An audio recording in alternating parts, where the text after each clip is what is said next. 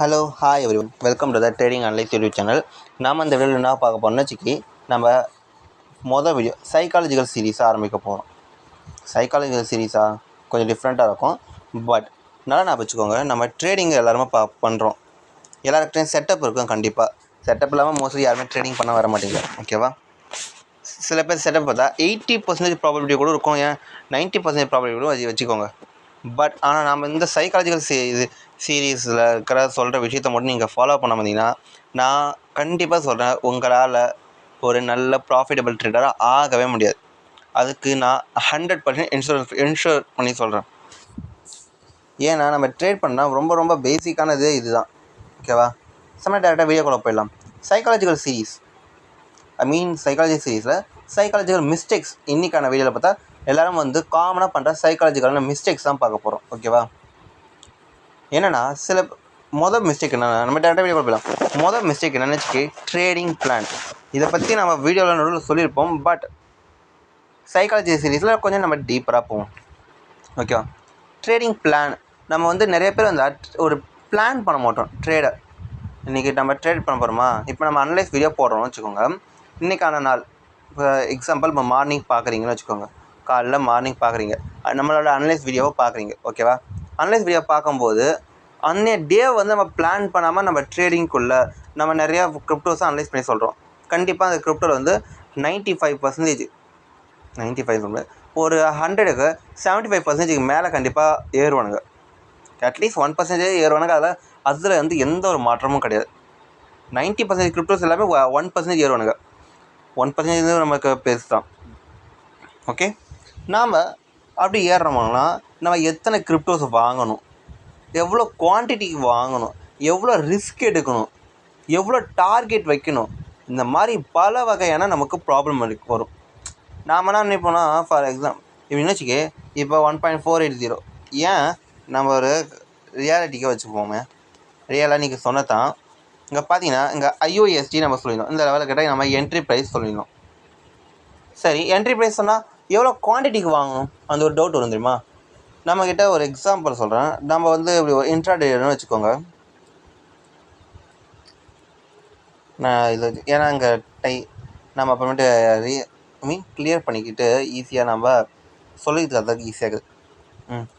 இப்போ நம்மக்கிட்ட எவ்வளோனா, நம்ம எல்லாருமே ஆல்ரெடி எப்படி சொல்கிறது, கிரிப்டோ அனலிசிஸ்னால, இது கிரிப்டோவாக இருந்தாலும் சரி, இண்டெக்ஸ் அனலிசிஸ் இருந்தாலும் சரி, பட் எல்லாத்துக்குமே சேம் தான். ஸோ அதனால் மறக்காம வச்சுக்கோங்க. இண்டெக்ஸ் கிரிப்டோனால ஒரு எக்ஸாம்பிளுக்கு தரேன். ஒரு 10,000 1,000 ருபீஸ் நீங்கள் வச்சுக்கிறீங்கன்னு வச்சுக்கோங்க. உங்கள் அமௌண்ட் எவ்வளோ இருக்குது? 1,000 ருபீஸ். நான் கிரிப்டோக்கு முதல்ல சொல்லிடுறேன். அதுக்கடுத்து நம்மளுக்கு நிஃப்டி, நிஃப்டி, பேங்க் நிஃப்டிக்கான அதில் நம்ம ட்ரேடிங் பிளான் எப்படி நம்ம பிளான் பண்ணலாம், ஒரு டேவை ட்ரேடை நம்ம எப்படி பிளான் பண்ணலாம், அதுக்கு ரொம்ப ஈஸியாக இருக்கும். ஓகேவா?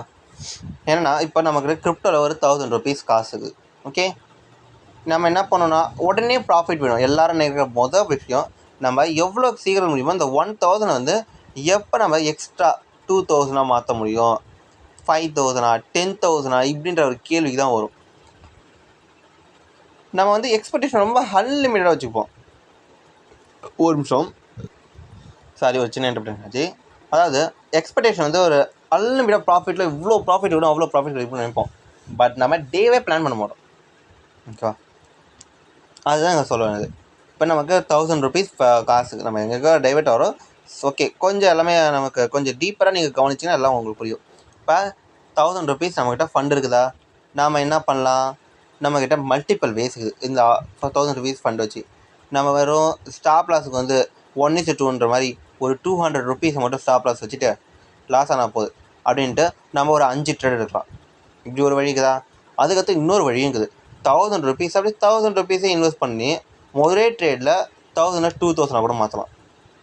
5% கிட்ட எடுத்தால் ஆல்மோஸ்ட் நம்ம வச்ச அமௌண்ட்டு டபுள் ஆகிடும். 2,000 எடுக்கலாம். இன்னொரு வழி இருக்குது. அதுதான் நாம் ப்ரிஃபர் பண்ணுறது. எப்பயுமே நம்ம எப்பயுமே சஸ்டைனபிள் க்ரோத்துக்காக நம்ம என்ன பண்ணால், ஓகே 1,000 ருபீஸ் இருக்குதா, பரவாயில்ல இருக்கட்டும், நாம் முதல்ல ஒரு 100 ருபீஸுக்கான இன்வெஸ்ட்மெண்ட் மட்டும் போட்டு ட்ரேட் பண்ணுவோம். 100 ருபீஸ் இன்வெஸ்ட் பண்ணால் அதில் 20%, வெறும் 1,000 ருபீஸில் ஒரு 40 ருபீஸ் நம்ம வேணால் எப்படி சொல்கிறதுக்கு ஸ்டாப் லாஸாக வச்சுப்போம். ஆனால் 40 ருபீஸ் ஸ்டாப் லாஸ் ஆகட்டுமே அப்படின்ற ஒரு கணக்குக்கு வருவோம் நம்ம.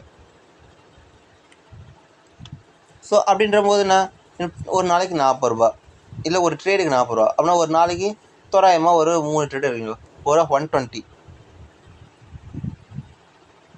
இப்போ ஒரு நாளைக்கு ஒரு 120 ருபீஸ் நீங்கள் 120 ருபீஸ்க்கு எதிராக நீங்கள் ஸ்டாப் லாஸ் கொடுக்குறீங்க. நீங்கள் டெய்லி கன்ஃபார்ம் ஸ்டாப் லாஸ் கொடுக்க போகிறதில்ல.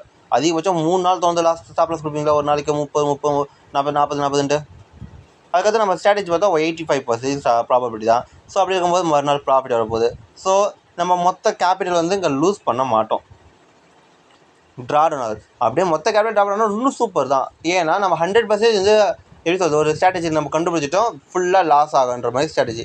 ஸோ அப்படி இருக்கும்போது நம்ம அது தவிர நம்ம கொஞ்சம் எஃபோர்ட்டாக நம்ம போகிறதுக்கு ஆப்போசிட்டில் போட்டு போயிடலாம். புரியுதா இல்லையா? ஸோ அதனால் நம்ம என்ன பண்ணுவோம், ஒரு நாளைக்கு 3 ட்ரேடு. இதே மாதிரி பார்த்தா இப்போ 3 × 10 30 ஆல்மோஸ்ட் நம்ம பார்த்திங்கன்னா ஒரு 8 to 9 டேஸ்க்கு கொஞ்சம் 7 to 8 டேஸ் வந்து நம்ம ட்ரேட் பண்ண முடியும். ஃபுல் ஃப்ளெஜ்டாக எந்த ஒரு ப்ராப்ளமேட்டிக்கும் இல்லாமல் கவலை இல்லாமல் போனால் 10,000 ருபீஸ் தான். நம்ம ஃபஸ்ட்டு பண்ணுமே ஒரே மொதல் ஆப்ஷனில் 1000 ருபீஸ் நம்ம இன்வெஸ்ட் பண்ணிவிட்டு ஃபஸ்ட்டில் உக்காந்துக்கூடாது. இது வந்து ஒரு மணி மேனேஜ்மெண்ட்டில் வரும். பட் நம்ம ட்ரேடிங் பிளான்றது ரிஸ்க் மேனேஜ்மெண்ட்டு, மணி மேனேஜ்மெண்ட்டு, சைக்காலஜிக்கலு, எமோஷ்னலு, இந்த மாதிரி எல்லாத்தையுமே கலந்தது தான் ட்ரேடிங் இது. சரிங்களா? இந்த மணி மேனேஜ்மெண்ட் சிஸ்டத்தை தான் நம்ம சொல்கிறோமே. சரி, ஓகே, இப்போ மணி மேனேஜ்மெண்ட் தெரிஞ்சிச்சு. நாம் எப்படி நம்ம ரிஸ்க் மேனேஜ்மெண்ட் பண்ணணும்? அது வந்து நம்ம ரிஸ்க் மேனேஜ்மெண்ட்னா எவ்வளோ ஸ்டாப் லாஸ் கொடுக்கணும், எந்த அளவுக்கு ஸ்டாப் லாஸ் கொடுக்கணும், இந்த மாதிரி இருக்குதுல்ல. ஸோ அதை நம்ம கொஞ்சம் டீட்டெயிலாக சொல்லுவோமா? முதல்ல நம்ம ட்ரேடிங் பிளானுக்கான முக்கியத்துவமே நம்ம இன்னும் முடிக்கல. ஸோ அதை முடிச்சிட்டோம். ரிஸ்க் மேனேஜ்மெண்ட்னா அதை இப்போ மணி மேனேஜ்மெண்ட் சொன்ன பார்த்தியா, ஒரு நாளைக்கு வந்து 40 ருபீஸ், சாரி ஒரு ட்ரேடுக்கு 40 ருபீஸ், பர் டேக்கு பார்த்தா 120 ருபீஸ். இங்கே லாஸை நம்ம கட்டுப்படுத்திட்டோன்னா நம்ம ரிஸ்க்கை நம்ம கட்டுப்படுத்திடலாம். ரிஸ்க்குன்றது நம்ம எத்தனை பர்சன்டேஜ் வேணால் வச்சுக்கலாம். இப்போ இங்கே இறங்குறோன்னா ஆல்மோஸ்ட் 1% வரைக்கும் அது கூட வச்சுக்கோ, இல்லையா 1% வைக்க முடியலையா பரவாயில்ல, 0.50 வச்சுக்கோ. ஆனால் நம்மளோட லாஸ் பார்த்தீங்கன்னா கண்டிப்பாக வந்து 40 ரூபா கூட தான் இருக்கணும். இங்கேயும் 40 ரூபா தான் இருக்கணும், இங்கேயும் நம்ம குவான்டிட்டி வந்து குறைச்சிக்கலாம். அப்படி இருக்கும்போது நம்ம லாஸ் வந்து ஆட்டோமேட்டிக்கலி மெயின்டைன் ஆகும், அதே நம்ம ப்ராஃபிட்டும் மெயின்டைன் ஆகும், எந்த ஒரு ப்ராப்ளமேட்டிக்கும் இருக்காது. புரியுதா? ஸோ அந்த ஒரு காரணத்துக்காக சொல்கிறேன். ரிஸ்க் மேனேஜ்மெண்ட் நம்ம கையில் இருக்கும். உங்களுக்கு புரியணும் நினைக்கிறேன். புரியலனா கூட நம்ம டெய்லி சைக்காலஜி சீரீஸில் நீங்கள் வீடியோ பார்க்க உங்களுக்கு ஆட்டோமேட்டிக்கலி உங்களுக்கு புரிஞ்சிடும் நம்ம எந்த மாதிரி ட்ரேட் பண்ணணும், எந்த சொல்கிறேன்னு. அதுக்கடுத்து பார்த்திங்கன்னா நம்ம பிளானில் ரொம்ப முக்கியமான பிளான் என்னென்னா, பர் டே இன்றைக்கி ஒரு நாள்னா இந்த ஒரு நாளைக்கு எத்தனை ட்ரேட் பண்ணலாம், எத்தனை ஸ்டாப் லாஸ் கொடுக்கலாம். ஸ்டாப் லாஸ் பற்றி நம்ம பின்னாடி ஒரு டீட்டெயிலான வீடியோவை போடுவோம். இப்போதைக்கு நம்ம இதை பார்ப்போம். பர் டேவா, இந்த டேயில் நம்ம எத்தனை ட்ரேடு கொடுக்கலாம் மொதல் விஷயம். அதுக்கடுத்து இந்த வீக்னா இந்த வீக்குக்கு முதல்ல நம்ம எத்தனை ட்ரேட் எடுக்கலாம், அதேமாதிரி இந்த வீக்குக்கு நம்ம எவ்வளோ லாஸ் பண்ணலாம். ப்ராஃபிட் நம்ம இங்கே மெஷர் பண்ணுறதுல லாஸ் எவ்வளோ பண்ணலாம். அதே மந்த்துக்கு வந்து நம்ம எவ்வளோ லாஸ் பண்ணலாம், எவ்வளோ ட்ரேட் எடுக்கலாம், எவ்வளோ லாஸ் பண்ணலாம், எவ்வளோ ப்ராஃபிட் பண்ணலாம் ஒழுங்காக இதை நம்ம டிஃபைன் பண்ணணும். அது நம்ம சொல்லிச்சு. ஒரு நாளைக்கு வந்து நம்ம 3 ட்ரேட் எடுக்கிறோம். 3 ட்ரேட் எடுக்கும்போது எத்தனை,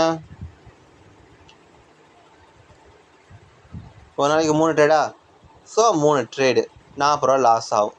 மொத்தமாக ஒரு வீக்குக்கு பார்த்தா 3 × 7 21 ட்ரேடு. 21 ட்ரேட்னா 21 × 4 போட்டு பாருங்கள் எவ்வளோ, ஆல்மோஸ்ட் 1000 ருபீஸ் கிட்ட வருதா. அப்படின்னா வாரத்துக்கு நம்ம 1000 ரூபாய். இதேமாதிரி பார்த்தா மாதத்துக்கு ஆல்மோஸ்ட் 4000 ரூபாய் கிட்ட நம்ம லாஸ் பண்ணுவோம். பட் நல்லா வச்சுக்கோ, இங்கே வந்து நமக்கு எக்ஸ்பீரியன்ஸ் வந்து அல்டிமேட்லி ரொம்ப ஹை லெவலில் கெயின் ஆகிடும். புரியுதா இல்லையா? ஸோ அதுக்காக தான் சொல்கிறேன். இப்போ வந்து நமக்கு ஒரு ஸ்ட்ராட்டஜி தெரிஞ்சிச்சு. ஓகே, இப்படிலாம் பண்ணால் நம்ம லாஸே கொடுத்தாலும் குறிப்பிட்ட டைம் வரைக்கும் கண்டிப்பாக பார்த்திங்கன்னா ஒரே வாரத்தில் நம்ம போட்ட இன்வெஸ்ட்மெண்ட் வந்து லாஸ் ஆகாது.